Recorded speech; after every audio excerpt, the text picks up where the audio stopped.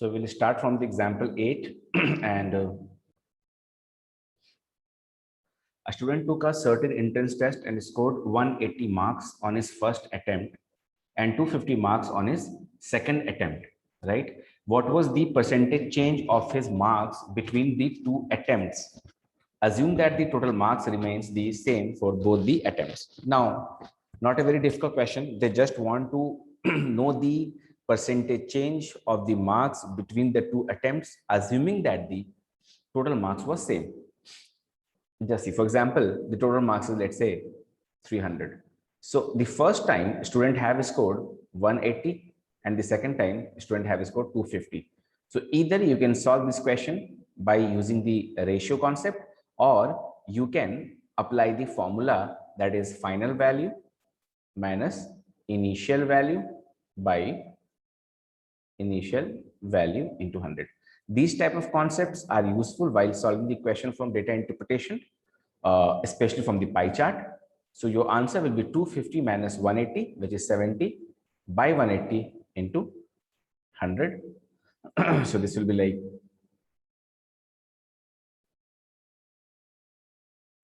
700 by 18, which will be slightly less than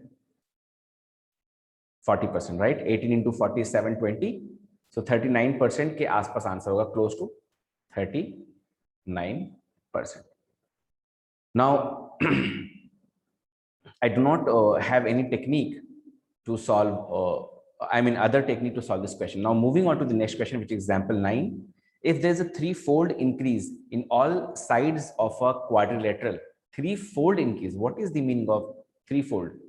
Threefold matlab something has become 3 times of itself. When something becomes 3 times of itself, it is not an increase of 300%. It is not an increase of 300%, but it is an increase of 200%. Okay, so you always remember this concept. When something increases by 100%, it gets doubled. ये दोनों एक ही बात की तरफ इशारा करते हैं. किसी चीज को 100%, पेट्रोल का दाम 100% बढ़ गया यानी कि डबल हो गया, और अगर 200% बढ़ गया तो you can say tripled, right? In the similar fashion, if there is a threefold increase in all the sides of a quadrilateral, then the percentage increase in its area will be. So area का unit क्या होता है? Area का unit होता है centimetre square. Okay, now quadrilateral का कोई से भी फॉर्मूला आप यूज करो, आपको घबराना नहीं है कि क्वाड्रिलेटरल है. आप रेक्टेंगल के बारे सोचेंगे तो रेक्टेंगल में लेंथ इनटू ब्रेथ है. आप स्क्वायर के बारे सोचेंगे तो उसमें साइड इनटू साइड है. आप पैरेललोग्राम के बारे सोचेंगे तो उसमें बेस इनटू हाइट है. किसी भी फॉर्मूले में जो साइड है उसका प्रोडक्ट है area. Area of a quadrilateral is nothing but the product of the sides, right? चाहे फॉर्मूला जैसा भी रहा हो. तो अगर यहाँ पे थ्री फोल्ड का इंक्रीज हुआ है, यानी कि साइड में, यानी अगर रेक्टेंगल है तो लेंथ ब्रेथ दोनों में 200% का इंक्रीज हुआ है. ओके, तो चलिए इसको हम लोग इंजीनियरिंग मेथड से सॉल्व करते हैं. जैसे मान लीजिए area of parallelogram base into height है, तो अगर सब कुछ बढ़ेगा थ्री फोल्ड, ठीक है, तो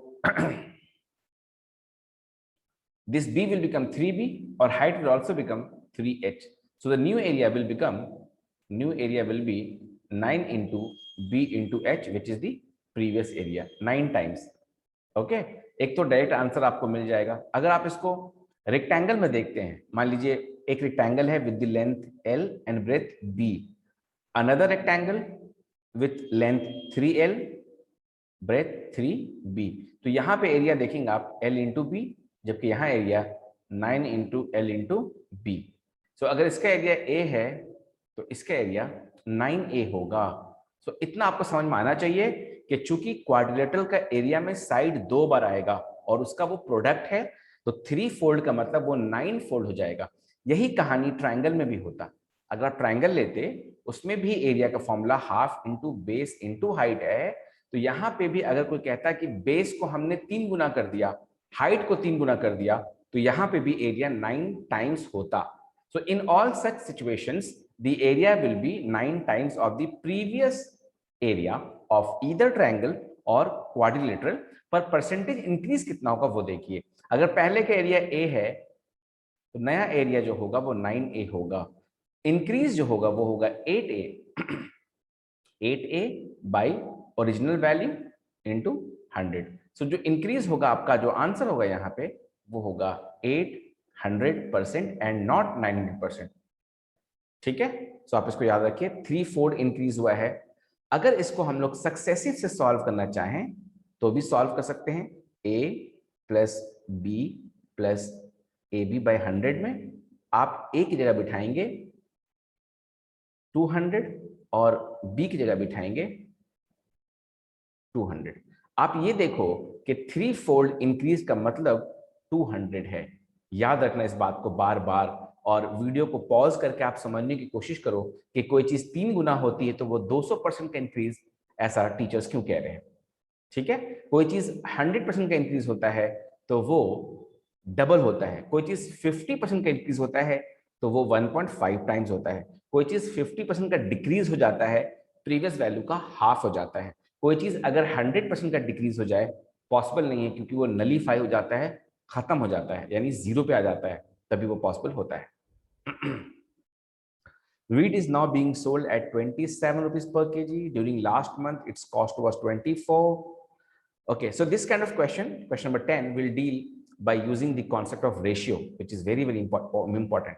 So अभी 27 rupees per kg पे आपको कुछ मिल रहा है जो earlier it was at 24 rupees per kg. What is the ratio? Ratio is 8:9. Correct? 8:9. Now ये किस चीज का रेशियो है? प्राइस का. ये प्राइस का रेशियो है, पहले का प्राइस और अभी का price. Now in terms of consumption,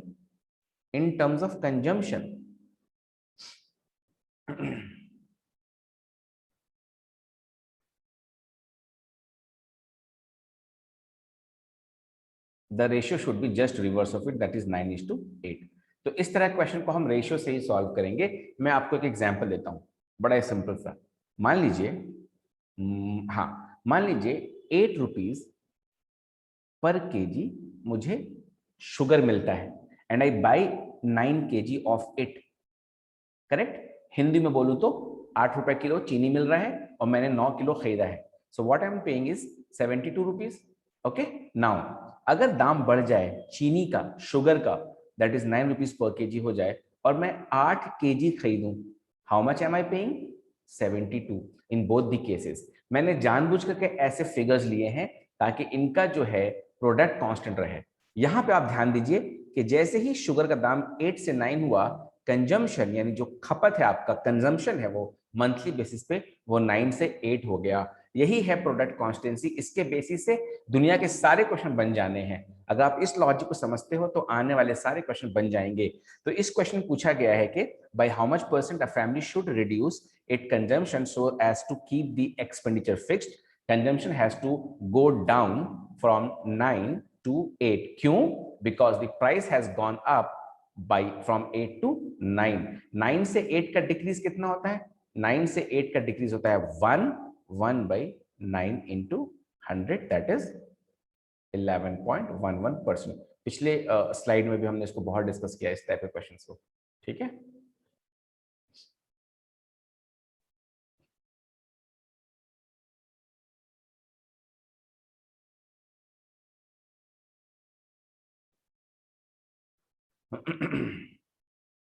The price of commodity, फिर से वही question, price of commodity decreases by 20%. 20% का डिक्रीज का मतलब है 100 has become 80. 100 has become 80. This is 20% का डिक्रीज. रेशियो जब आप लोगे 5:4 का रेशियो होगा.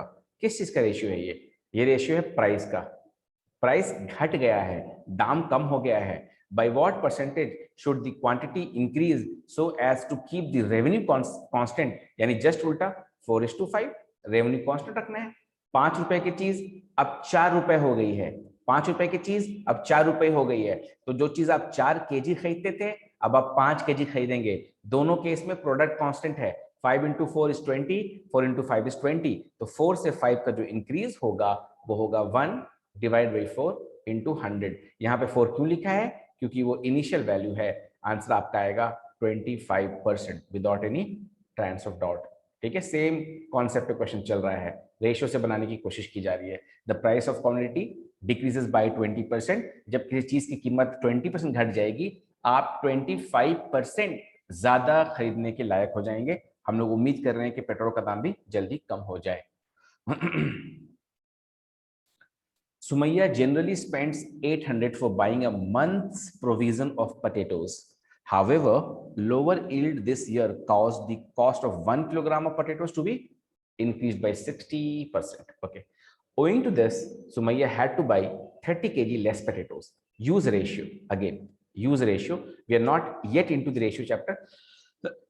But when you get a book of class 8 and try to solve all the chapters, you will understand the concept of percentage and ratio very well.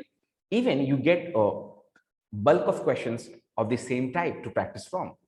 Okay. Now, so what has happened? The cost of potatoes has gone up by 60%. Gone up by 60%. So what will happen in this case? Earlier, if potato is 100, now this will be 160. Okay. Price कुछ इस तरह बढ़ा है, तो ratio क्या है? Ratio है 5:8 का। ओके, प्राइस का रेशियो। कंजम्पशन में क्या होना चाहिए? खपत में क्या होना चाहिए?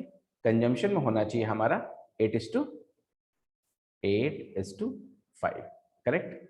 इस तरह से हमारा कंजम्पशन डिक्रीज करे if the price has gone up by this.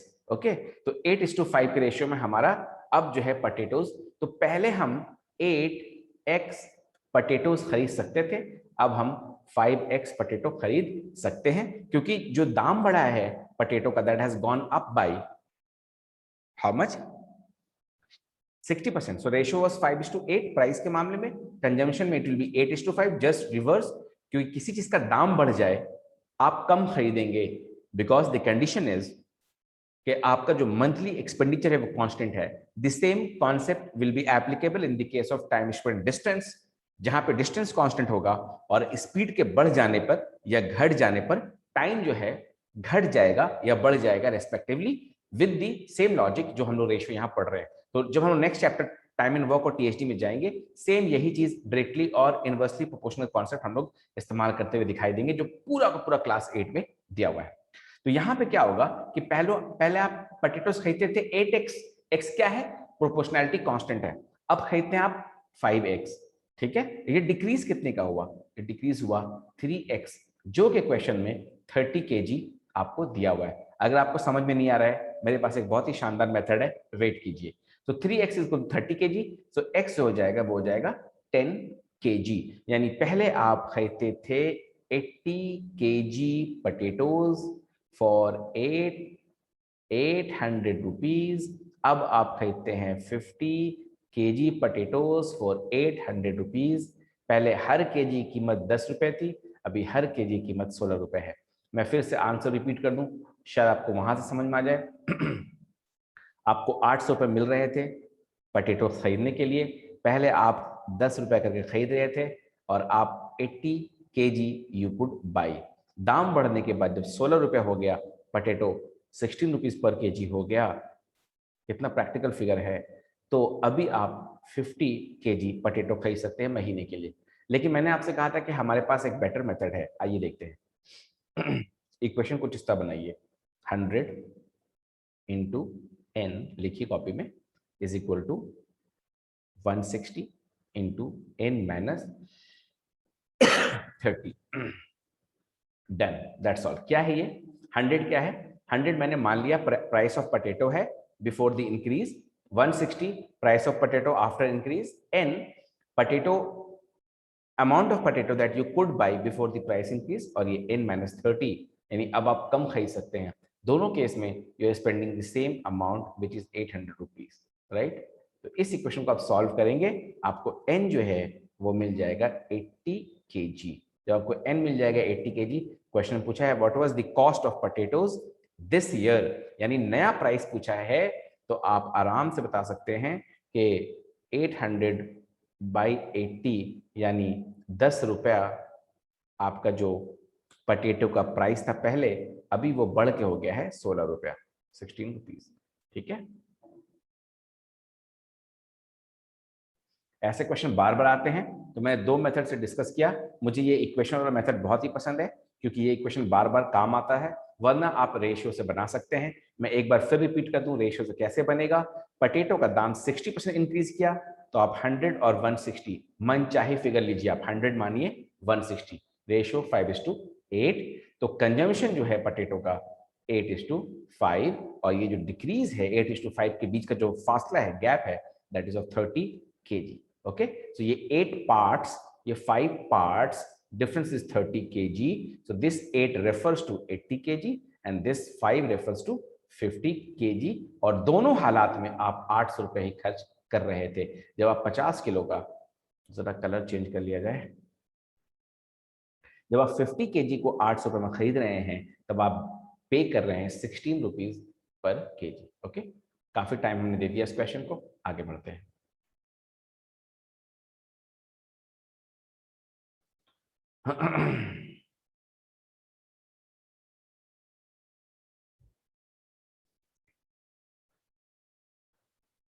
(180 out of 250 marks in the first attempt. अच्छा, however, during the second attempt, the total marks were increased to 330, of which the student scored 250. अच्छा, दो cases हैं, एक में है 180 out of 250 और एक में है 250 out of 330, राइट? आप इसका रेशियो निकाल दीजिए, आपको आंसर आ जाएगा। Find the percentage change in the percentage marks of the student in the two attempts. So my suggestion would be to find the ratio this. कुछ नहीं करना है, 0 0 will be cancelled, 0 0 will be cancelled. उधर हो जाएगा आपका 18 into 33, multiply this, इधर हो जाएगा आपका 25 into 25 which is 6, 25, 660 minus 66 कितना होता है? 660 minus 60 594 होता है। So this is going to be 594 is to 625 बन गया। तो आपको बस यही निकालना है, 625 minus 594 by 594 into 100। थोड़ा आंसर डेसिमल वगैरह में आने वाला है, आपकी रिस्पॉन्सिबिलिटी है ना, ये निकालना। कॉन्सेप्ट क्या है? कॉन्सेप्ट है कि पहले 250 मार्क्स का एग्जाम था, अभी 330 का एग्जाम हो गया, मार्क्स बढ़ गया है, तो it will not be a direct calculation. आप सीधा 250 माइनस 180 like we did in the previous question नहीं कर सकते। ये 180 का जो मार्क्स है वो आउट ऑफ 250 है, जबकि ये 250 का जो मार्क्स है वो आउट ऑफ 330 है। तो एक तरीका ये होगा कि दोनों का परसेंटेज अलग अलग निकाल करके फिर परसेंटेज इंक्रीज निकाले, वो बहुत बड़ी बेवकूफी होगी। बेटर तरीका ये है कि 180 बाई 250 करें एक तरफ, और दूसरी तरफ 250 बाई 330 रेशियो निकाल लें। रेशियो जब हमने निकाला तो हमने देखा एक तरफ 18 इंटू 33 आ रहा था और एक तरफ 25 इंटू 25 आ रहा था। बस आपका काम है परसेंटेज इंक्रीज निकालना, ये मल्टीप्लाई करना भी आपका काम था। दिस इज 625, यह मल्टीप्लीकेशन भी 660 माइनस 66 594 गलत भी हुआ, तब भी आपका ही काम है। और फिर आपको निकालना है ये इंक्रीज, यानी 594 से 625 कितना जो है ज्यादा है इन टर्म्स ऑफ परसेंटेज। जवाब आएगा difference, difference is around 31 by 594 into 100। 5% के आसपास आंसर आना चाहिए, है ना, थोड़ा ज्यादा, slightly more than 5%, but that is your responsibility. The concept is something that I should discuss. The numerator of a ratio m by n, okay, numerator यानी कि ऊपर वाला अंश is increased by 20%, while denominator is increased by 25%. अच्छा, okay.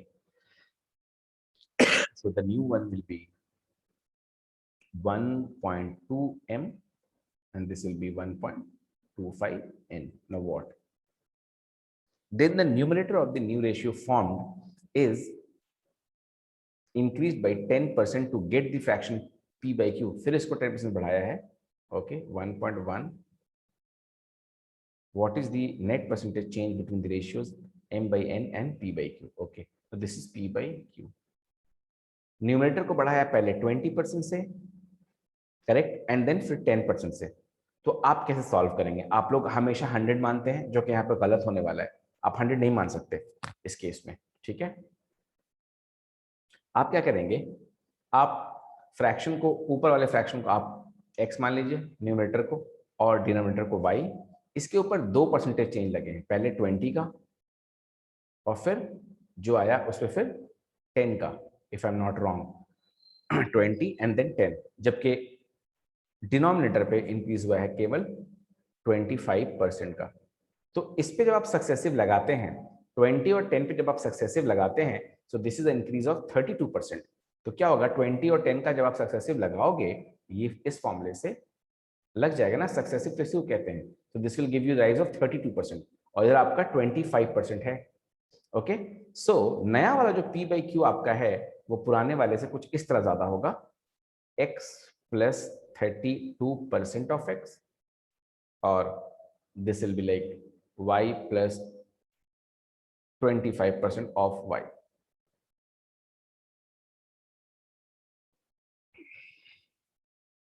So this is like P by Q is equal to x by y within bracket 132 by 125. Now P by Q is how much? So what will happen?